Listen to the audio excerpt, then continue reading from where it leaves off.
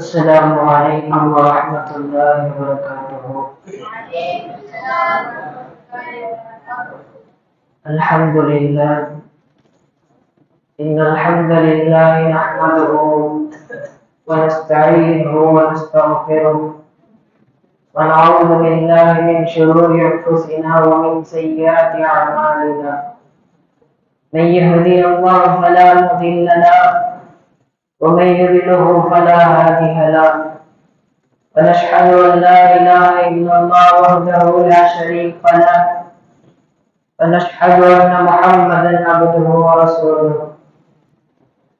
وقال الله تعالى في القرآن العظيم والفرقان المجيد: أعوذ بالله من الشيطان الرجيم بفضل بسم الله الرحمن الرحيم. فلعلك باخع نفسك على آثارهم. صدق الله العظيم. وقال رسول الله صلى الله عليه وسلم: إنما بعثت لأتمم صالح الأخلاق أو كما كان عليه الصلاة والسلام. துணில்லாவானை படைத்து துணையில்லா ஆட்சி செய்யும் அந்த ஏகவல்லோன் அல்லாஹ்விற்கே புகழ் அனைத்தும். அருமை நாயகம் முஹம்மது ரசூலுல்லாஹ் ஸல்லல்லாஹு அலைஹி வஸல்லம் அன்னவர்களின் மீதும் அன்னவர்களுடைய அடிச்சோடுகளை எப்படியே பின்பற்றி வாழ்ந்த உத்தம சத்திய சஹாபாக்கள், தாபிஈன்கள், தபஅத் தாபிஈன்கள், அக்தாபுகள், உலமாக்கள், சுஹதாக்கள், சாலிஹீன்கள், குறிப்பாக இந்த ஜுமாவினுடைய தினத்தில் அமர்ந்திருக்கிற உங்கள் மீதும் என் மீதும் எல்லாம் அல்லாஹ்வின் அன்பும் அருளும் சாந்தியும் சமாதானமும் என்றும் என்றென்றும் என்று நிலவட்டுமாக ஆமீன் என்று பிரார்த்தித்தவனாக துவங்குகிறேன். அன்பிற்குரிய அல்லாஹ்வின் நல்லடியார்களே, இந்த உலகத்தில் அல்லாஹ் ஜல்ல ஷானஹு தஆலா மனிதர்களை படைத்தார். படைத்த மனிதர்களை எதற்காக வேண்டி படைத்தேன்? நீங்கள் வாழுகிற காலத்தில் உங்களுக்கு கொடுக்கப்பட்டிருக்கிற சுகங்கள், இன்பங்கள், துன்பங்கள் இதுவெல்லாம் எதற்கு, இந்த வாழ்க்கை எங்கு சென்று முடியும் என்பதையெல்லாம் மனிதர்களுக்கு விலக்கி வைப்பதற்காக வேண்டி ரப்பல் ஆலமீன் அல்லாஹ் ஜல்ல ஷானஹு தஆலா நபிமார்களை அனுப்பினார்.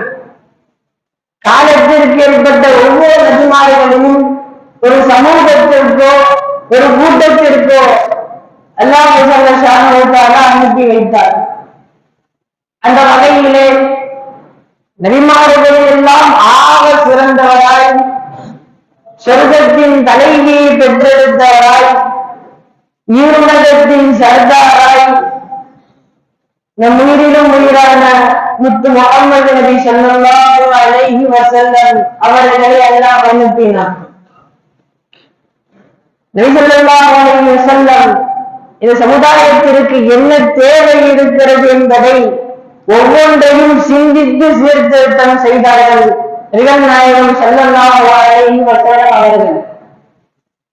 அதை எப்படியும் சொல்லுவார்கள், நபி ஸல்லல்லாஹு அலைஹி வஸல்லம் அவர்களுடைய சமூக சிந்தனையும் சீர்திருத்தமும் ஒரு மாணிக்க கல்லுக்கு ஒப்பானது. அதை நீங்கள் எக்கோணத்தில் என்று பார்த்தாலும் அது ஒளிவிட்டு நிகழக்கூடியதை நீங்கள் பார்க்கலாம். அதை நான் இப்படியும் சொல்லுவேன், அரசியலில், ஆன்மீகத்தில், விஞ்ஞானத்தில், மெஞ்ஞானத்தில், குடும்பவியலில், பொருளியலில், இன்னும் இந்த உலகத்தில் எத்தனை துறைகள் இருக்கிறதோ எல்லா துறைகளையும் எடுத்து பாருங்கள். எந்த துறையாக இருந்தாலும் சரி, அந்த துறையில் நபி ஸல்லல்லாஹு அலைஹி வஸல்லம் அவர்களுடைய சமூக சிந்தனையும் சீர்திருத்தமும் அந்தந்த துறையில் உயர்ந்துதான் காணப்படுமே தவிர தாழ்வு என்றும் காணப்படாது. அந்த அளவிற்கு இந்த சமுதாயத்தில் எந்த துறையில் எது சரியாக இருக்கும் என்பதை சிந்தித்து சிந்தித்து சீர்திருத்தம் செய்தார்கள் நபிகள் ஸல்லல்லாஹு அலைஹி வஸல்லம் அவர்கள். ஆம், அப்படித்தான் நான் அதை இப்படியும் சொல்லுவேன்.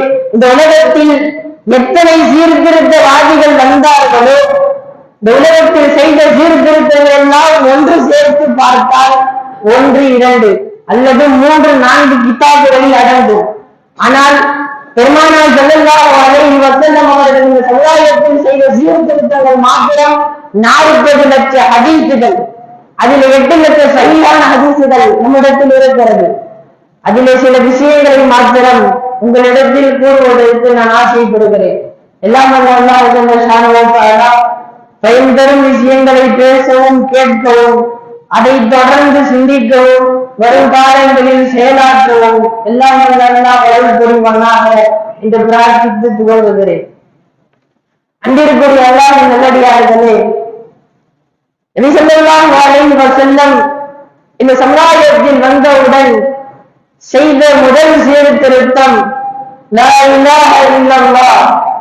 இந்த உலகத்தில் வணக்கத்திற்குரியவன் அல்லாஹ்வை தவிர யாரும் இல்லை, எவனும் இல்லை என்பதை சீர்திருத்தம் செய்தார்கள். ஒரு அடியான் வணங்குகிறான் என்று சொன்னால் அது அல்லாஹ்வுக்கு மட்டும் தான் இருக்க வேண்டும்.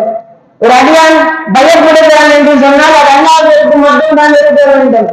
ஒரு அடியான் அடிபணிக்கிறான் என்று சொன்னால் அது அல்லாஹ்வுக்கு மட்டும் தான் இருக்க வேண்டும் என்பதை தனித்து நின்று, அதில் எப்படிப்பட்ட கூட்டத்தில் பொருளாதாரத்திற்கு ஒரு கடவுள், குடும்பத்தினுடைய தேவைகளுக்கு ஒரு கடவுள் என்று தன்னுடைய சராசரி வாழ்க்கைக்கு ஒவ்வொன்றிற்கும் ஒவ்வொரு கடவுளை வைத்திருக்க அந்த சமுதாயத்தில் ஒரே கடவுள் தான் வணக்கத்திற்குரியவன்.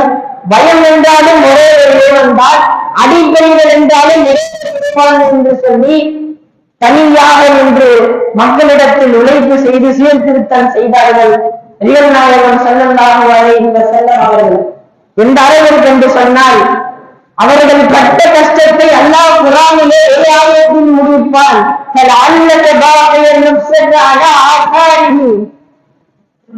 நபியே, நீங்கள் ஏன் உங்களை இவ்வளவு சிரமப்படுத்திக் கொண்டு போகிறீர்கள் என்று அல்லாஹ் பேசுவார்.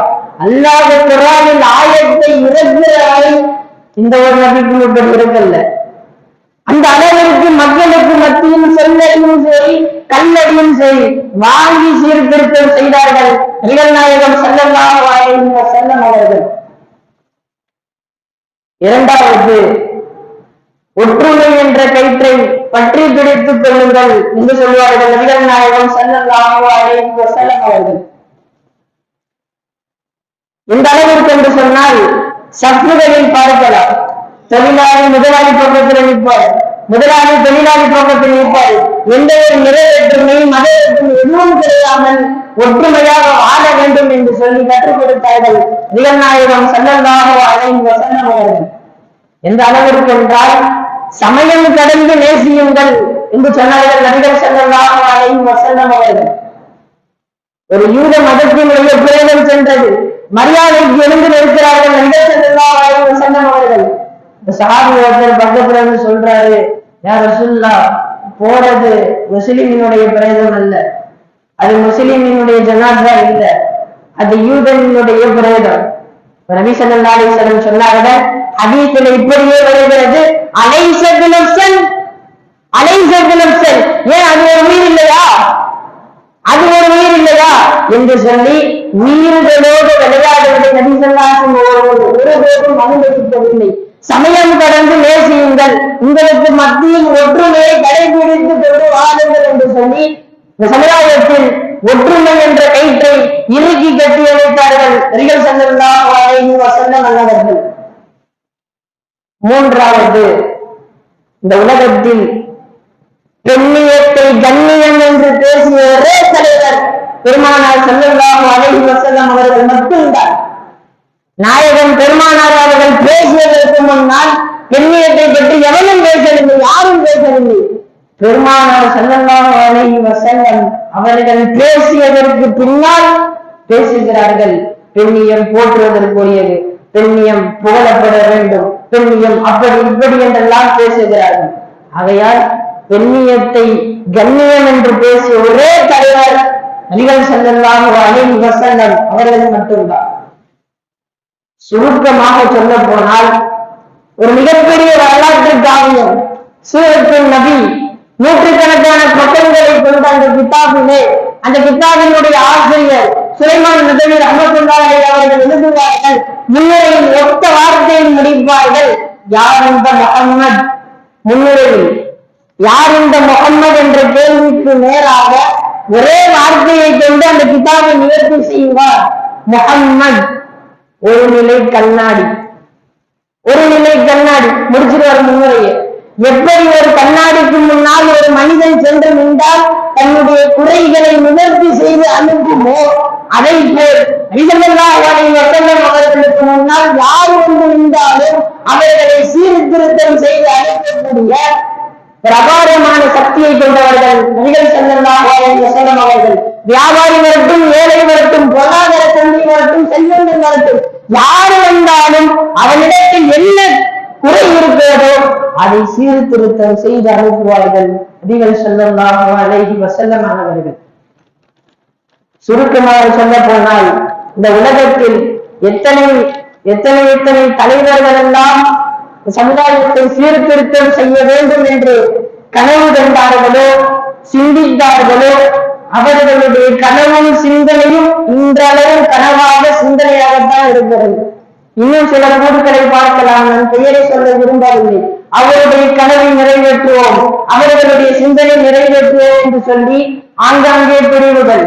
ஆனால் ஒரு குறுகிய காலகட்டத்தில் இந்த சமுதாயத்தில் என்ன தேவை இருக்கிறதோ அதை எல்லாவற்றையும் என்ன துறையாக இருந்தாலும் சரி எல்லா துறைகளிலும் சீர்திருத்தம் செய்தார்கள். ஒரே தலைவர் என்று சொன்னால் அது நபிகள் ஸல்லல்லாஹு அலைஹி வஸல்லம் அவர்கள் மட்டும்தான். அப்படியாக இந்த உலகத்திலும் நமக்காக வேண்டி கஷ்டப்பட்டு துன்பப்பட்டு இந்த உலகத்தில் சீர்திருத்தம் செய்தார்கள். நாளை மறுமையிலும் நமக்காக வேண்டி கஷ்டப்பட இருக்கிறார்கள். நாளைக்கு அல்லாஹ் அரசியல வந்து உட்கார்ந்ததற்கு பிறகு நாயகம் ஸல்லல்லாஹு அலைஹி சென்றால் நின்று விடுவார்கள். அல்லாஹ் சொல்லுவானாம், யா ரசூலே எழுந்திருங்கள், நீங்கள் சிபாரிசு செய்யுங்கள், உங்களுடைய சிபாரிசு ஏற்றுக்கொள்ளப்படும் என்று சொன்னதும் நாயகம் ஸல்லல்லாஹு அலைஹி எழுந்திருத்து செல்லுவார்கள். யா ரப்பே, என்னுடைய சமுதாயத்தில் கண்டுகொள்ளவும் ஈமான் இருந்தால் அவரை சொர்க்கத்திற்கு அனுப்பி அரபே என்று சொன்னவுடன் அல்லாஹ் அனுப்பி விடுவார். மீண்டும் சஜிதாவில் விழுந்து விடுவார்கள். அல்லாஹ் சொல்லுவார், யா ரசூலே எழுந்திருங்கள், நீங்கள் சிபாரிசு செய்யுங்கள், உங்களுடைய சிபாரிசு ஏற்றுக்கொள்ளப்படும் என்று சொன்னதும் நாயகம் ஸல்லல்லாஹு அலைஹி வஸல்லம் சொல்லுவார்கள், யா ரப்பே, என் சமுதாயத்தில் கடுகளவில் குறைவாக ஈமான் இருந்தாலும் அவரையும் சொர்க்கத்திற்கு அனுப்பி விடுவார்கள் என்று சொல்லி கேட்பார்களாம். இந்த ஒரு விஷயம் நம்ம நிறைய தடவை கேள்விப்பட்டிருப்போம். என்றுதான் நாம் சிந்தித்து பார்த்திருப்போமா? உலகத்திலும் நமக்காக வேண்டி கஷ்டப்பட்டு நாளை மறுமையிலும் நமக்காக வேண்டி கஷ்டப்பட்டு கொண்டிருக்கிற அந்த தலைவர் முத்து முஹம்மது நபி ஸல்லல்லாஹு அலைஹி வஸல்லம் அன்னவர்களின் மீது நாம் ஸலவாத் ஓதி இருப்போமா? சலாம் சொல்லி இருப்போமா? ஏதோ நாம் நினைத்தது போல் இல்லை. ஏதோ தூரத்தில் பார்த்து யாரையோ பார்த்து சலாம் சொல்லி அஸ்ஸலாமு அலைக்கும் என்று சொல்லி சமூக அறிவிக்கக்கூடிய அந்த சலாம் சேராது. சலாத்தும் சலாமும் ஆட்டு மார்க்கமான உறவுகள்.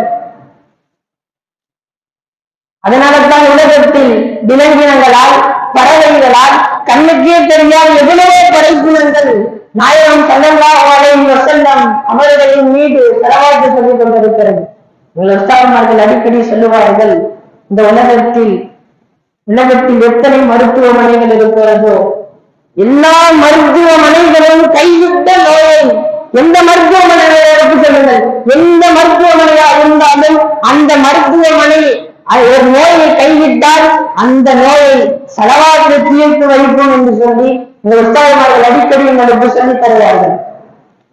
இணையத்திற்குரிய அல்லாஹ் நல்லடியார்களே, அது மட்டுமல்ல, நபி ஸல்லல்லாஹு அலைஹி வஸல்லம் ஆடு மேய்ப்பவர்கள் எல்லாம் நாடாளுகிற வரை இழுத்து சென்றார்கள். நபிகள் ஸல்லல்லாஹு அலைஹி வஸல்லம் இப்படியாக இந்த சமுதாயத்தில் எல்லா துறைகளிலும் எந்த துறை எடுத்துக்கொண்டாலும் அந்தந்த துறைகளில் நபி ஸல்லல்லாஹு அலைஹி வஸல்லம் அவர்கள் எது சரியாக இருக்குமோ அதை சிந்தித்து சீர்திருத்தம் செய்தார்கள் நபிகள் ஸல்லல்லாஹு அலைஹி வஸல்லம் அவர்கள். இதுவெல்லாம் எதற்கு இவ்வளவு கஷ்டப்பட்டு? எதற்கு?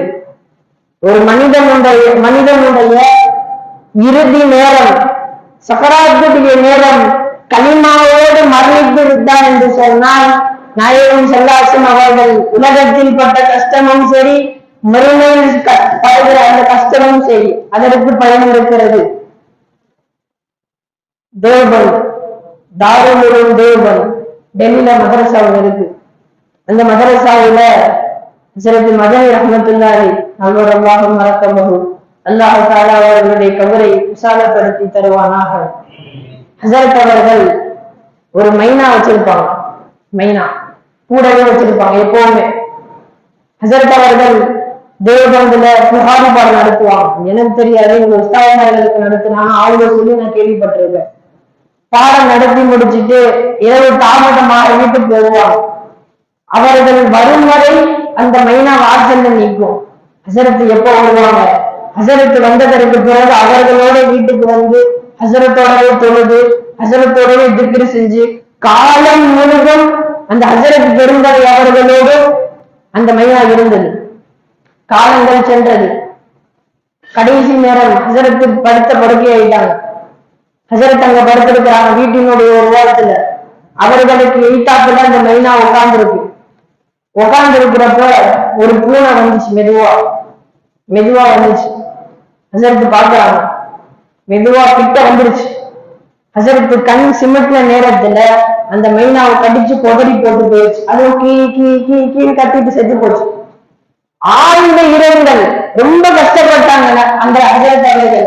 அவருடைய மாணவர்கள் எல்லாம் கேட்கிறாங்க, ஏங்க ஹசரத், ஒரு பறவை தானே, போனா வாங்கிக்கலாமே, அதுக்கு ஏன் இவ்வளவு கஷ்டப்படுறீங்க அப்படின்னு கேட்டாங்க. அதுக்கு ஹசரத்து சொன்னாங்க, பறவைக்காக வேண்டி நான் ஒன்னும் அழுகவில்லை, அந்த மைனாவுக்காக வேண்டி நான் ஒன்னும் கவலைப்படவில்லை. அது மரணிக்கும் நேரத்தில், மரணிக்கக்கூடிய அந்த சகராத்துடைய நேரத்தில் கீ கீ என்று கத்திக்கொண்டு மௌத்தாகிவிட்டது. சாதாரண பறவைக்கு அந்த நேரம் என்று சொன்னால் என்னுடைய நேரம், என்னுடைய சக்கராத் எப்படி முடியும் என்று சொல்லி நான் கவலைப்படுகிறேன் என்று சொல்லி இந்த ஹசரத்து சொல்லுவார்கள். நாம் நினைப்பது போல அவர் சாதாரணமானவர்கள் அல்ல. ஆளுங்களுக்கெல்லாம் ஆளும், பெரும் பெரும் ஆளுங்களுக்கு ஓடி கொடுத்த புகாரி திருமதி என்று பிரபல்யமான சங்கிலான புத்தாவுகளை ஆளுங்களுக்கு இன்னுவதை ஊட்டி கொடுத்த பெரும் பெரும் உஸ்தாத் அவர்கள் தன் மனதில் கவலை கொள்ளுகிறார்கள். என்னுடைய இறுதி நேரம் எப்படி ஆகுமோ என்று பெரும் உஸ்தாத் அவர்கள் கவலைப்படுகிறார்கள் என்றால், இன்று நம்முடைய உள்ளத்தில் கொஞ்சமாவது கவலை இருக்கிறதா? நாம் என்றாவது என்னுடைய சக்கராத்து எப்படி இருக்கும் என்று நாம் நினைத்து பார்த்திருப்போமா?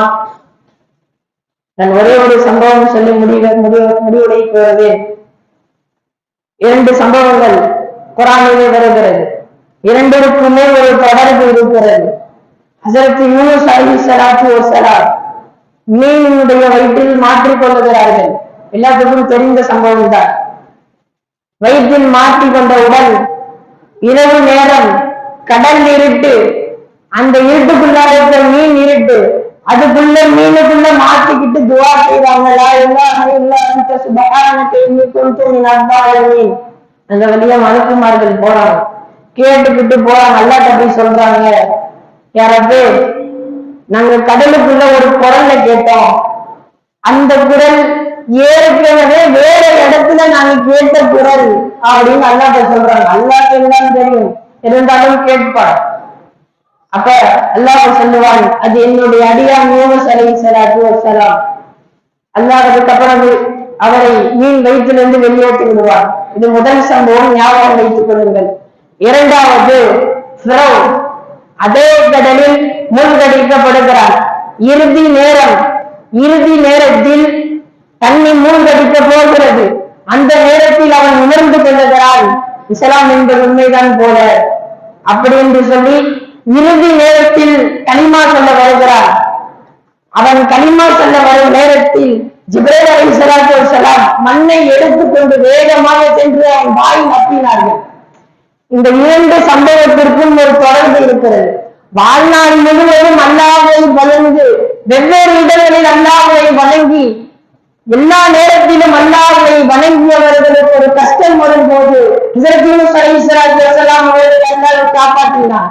வாழ்க்கை முழுவதும் அநியாயம் செய்து போட்டு பிறகு நாம் நினைப்பது போல் சாதாரண வார்த்தை சொல்லவில்லை. அல்லாஹ் ஒருத்த இருந்தா அவன் எனக்கு கீழே, அல்லாஹ் உனக்கு வேண்டும், நான் தான் அவனுக்கு மேலே என்று சொல்லியவன் வாழ்நாள் முழுவதும் அநியாயம் செய்து போட்டு கடைசி நேரத்துல களிமா சொல்ல வந்தவன் வாயின் மண்ணுத்தான் விழுகிறது. நான் எதற்கு சொல்ல வருகிறேன் என்று சொன்னால், வயசு இருக்கு, இன்னும் கொஞ்ச நாள் ஆகட்டும், அப்புறம் அமல் செஞ்சுக்கலாம், தஸ்மா பண்ணி எடுத்துட்டு பரியாசத்தை போய் உட்காந்துக்கலாம். அப்படி அல்ல. அப்படி செஞ்சுன்னா கடைசியில பிறவனுக்கு என்ன ஆச்சோ அந்த நிலைமைதான். வாழும் காலத்தில் ஆரம்பத்திலிருந்து அமல் செய்ய வேண்டும். அப்படி அமல் செய்தால்தான் இறுதி நேரத்தில் களிமாவோடு மரணிக்க முடியும். ஆகையால் எல்லாம் நல்லா எதை பேசினோமோ கேட்டோமோ அதன்படி விளங்கி அமல் செய்யக்கூடிய நன்மக்களாக எல்லாம் உங்களையும் என்னையும் ஆக்கியதன் குறிப்பாக. மேலும் மரணத்தினுடைய கடைசி நேரத்தில் களிமாவோடு மரணித்து சொர்க்கத்தில உயர்ந்த சொர்க்கமான ஜன்னத்துல் ஃபிர்தௌஸ் சொர்க்கத்தை அடையக்கூடிய நசீபை எல்லாம் உங்களுக்கும் எனக்கும் தந்தரும் புரிவானாக. அஸ்ஸலாமு அலைக்கும் வரஹ்மத்துல்லாஹி வபரகாத்துஹு.